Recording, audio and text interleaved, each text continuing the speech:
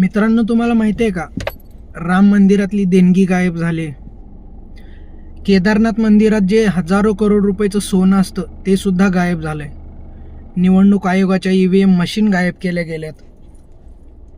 एवढ्यावरच हे महाशय थांबत नाहीत.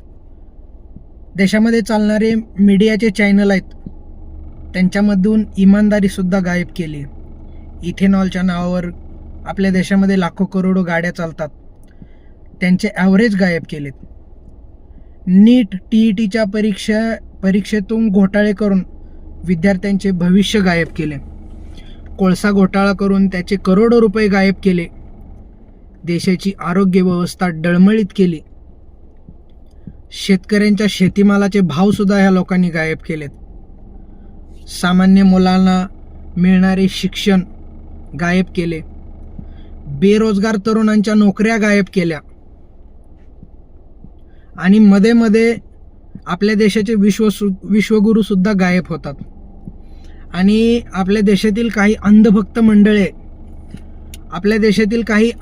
मंडळी अजून सुद्धा मानायला तयार नाही की भारतीय जनता पार्टीचं सरकार आल्यापासून आणि आपल्या देशाला विश्वगुरूसारखे पंतप्रधान मिळाल्यापासून आपल्या देशातून लोकशाही सुद्धा गायब झाली आहे.